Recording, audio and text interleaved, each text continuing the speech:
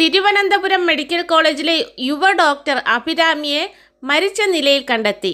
വെള്ളനാട് ഭഗവതി ക്ഷേത്രത്തിന് സമീപം അഭിരാമത്തിൽ മുൻ റിട്ടയർഡ് ആരോഗ്യവകുപ്പ് ജീവനക്കാരൻ ബാലകൃഷ്ണൻ്റെയും രമാദേവിയുടെയും ഏക മകളാണ് അഭിരാമി. സൗകര്യാർത്ഥം മെഡിക്കൽ കോളേജ് ഹോസ്പിറ്റലിനടുത്തുള്ള ഒരു വാടക വീട്ടിലായിരുന്നു താമസിച്ചിരുന്നത്.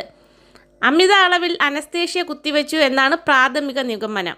4 മാസം മുമ്പാണ് കൊല്ലം രാമംകുളങ്ങര സ്വദേശി ഡോക്ടർ പ്രതീഷുമായി അഭിരാമിയുടെ വിവാഹം നടന്നത്. പ്രതീഷ് മുംബൈയിൽ ESI ഹോസ്പിറ്റലിൽ ഡോക്ടറാണ്. ഡ്യൂട്ടി കഴിഞ്ഞ ശേഷമാണ് തൻ്റെ താമസ സ്ഥലത്തെത്തിയതും ആത്മഹത്യ ചെയ്തത്. തൻ്റെ മരണത്തിൽ ആരും ഉത്തരവാദികളല്ല എന്നും ജീവിതം മടുത്തതുകൊണ്ടാണ് പോകുന്നതെന്നും ആത്മഹത്യാക്കുറിപ്പിൽ പറയുന്നു. അഭിരാമിയുടെ വീട്ടുകാരും പറയുന്നത് എന്തെങ്കിലും പ്രശ്നമുള്ളതായി അറിയില്ല എന്നാണ്. അനസ്തേഷ്യ ഉയർന്ന അളവിൽ കുത്തിവെച്ചാണ് ആത്മഹത്യ എന്നാണ് പ്രാഥമിക നിഗമനം. പോസ്റ്റ്മോർട്ടം റിപ്പോർട്ട് വന്നതിന് ശേഷമേ ഇക്കാര്യത്തിൽ വ്യക്തതയുണ്ടാകൂ. സംഭവ ദിവസം ഭർത്താവ് കൊല്ലത്ത് വീട്ടിലുണ്ടായിരുന്നു.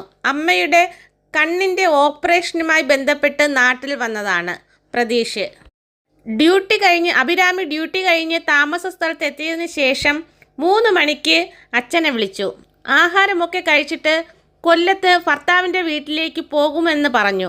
ശേഷം ഭർത്താവ് ഫോണിൽ വിളിച്ചു സംസാരിച്ചു. 4:30 ശേഷം ഫോണിൽ ഭർത്താവ് വിളിച്ചു, കിട്ടിയില്ല. അഭിരാമിയുടെ അച്ഛനെ വിളിച്ച് പറഞ്ഞു. അവരും ട്രൈ ചെയ്തു, കിട്ടിയില്ല.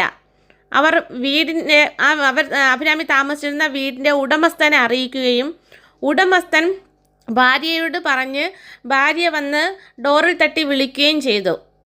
പ്രതികരണമൊന്നുമില്ലാതിരുന്നത് കാരണം ഉടമസ്ഥൻ ജനൽ ചില്ല് പൊട്ടിച്ചു നോക്കിയപ്പോൾ കൈത്തണ്ടയിൽ സിറിഞ്ച് കുത്തിയ നിലയിൽ ആയിരുന്നു അഭിരാമി. ഉടനെ ഡോർ പൊളിച്ച് അഭിരാമിയെ മെഡിക്കൽ കോളേജ് ഹോസ്പിറ്റലിൽ കൊണ്ടുപോയി. അവിടെ എത്തിയപ്പോഴേക്കും മരണം സംഭവിച്ചിരുന്നു. പോലീസ് അസ്വാഭാവിക മരണത്തിന് കേസെടുത്തു. മരണകാരണം വ്യക്തമല്ലാത്തതുകൊണ്ട് വിശദമായ അന്വേഷണം നടത്തുമെന്നാണ് പോലീസ് അറിയിച്ചിരിക്കുന്നത്. മെഡിക്കൽ എൻട്രൻസിൽ ഉയർന്ന റാങ്കോട് കൂടിയാണ് MBBSന് പ്രവേശനം ലഭിച്ചത്. PG കഴിഞ്ഞു. മിടുക്കിയായിരുന്നു. സഹപ്രവർത്തകർക്കും എന്താ പ്രശ്നമെന്നറിയില്ല. എപ്പോഴും ചിരിച്ച് സംസാരിക്കും. നാടിന് നല്ലൊരു ഡോക്ടറെ നഷ്ടമായി. നമുക്കിടയിൽ ചിരിക്കുന്ന മുഖങ്ങൾ ഒരുപാടുണ്ട്.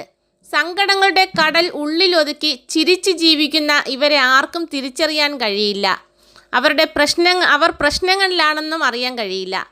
അച്ഛനും അമ്മയും വയസ്സായി. അവരോട് തൻ്റെ പ്രശ്നം പറഞ്ഞാൽ അവർ വിഷമിക്കും. പിന്നെ താൻ കാരണം വീട്ടുകാരുടെ അഭിമാനം ഇല്ലാതാകും. നാട്ടുകാർ എന്ത് പറയും? സമൂഹത്തിൽ തൻ്റെ നിലയും വിലയും ഇല്ലാതാകും. ഇങ്ങനെ ചിന്തകൾ പോകും. അവസാനം ജന്മം നൽകിയവരെ അവരുടെ മരണം വരെ കണ്ണീരിലാക്കി മരണത്തിലേക്ക് പോകും. ഇവിടെ ബുദ്ധിയുള്ള കുട്ടി, മിടുക്കി, നന്നായി പഠിച്ച് ഡോക്ടറായി. ഒരു ഡോക്ടറിനെ തന്നെ വിവാഹം കഴിച്ചു.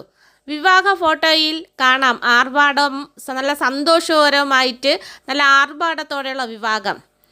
ബുദ്ധിയും സൗന്ദര്യവും ഇല്ല ഉള്ള ഒരു അപകർഷതാബോധം ഇല്ല. ജോലിയില്ല എന്നുള്ള ടെൻഷനില്ല. കാശില്ല എന്നുള്ള ടെൻഷനില്ല. വേണ്ടപ്പെട്ടവർ ഇല്ല എന്നുള്ള ടെൻഷനും ഇല്ല.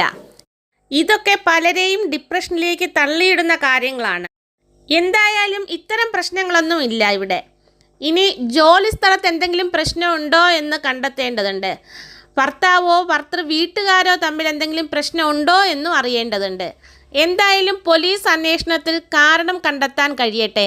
ഏതെങ്കിലും വ്യക്തികൾ കാരണമാണ് അഭിരാമി ആത്മഹത്യയിലേക്ക് പോയതെങ്കിൽ തക്കതായ ശിക്ഷ കിട്ടട്ടെ.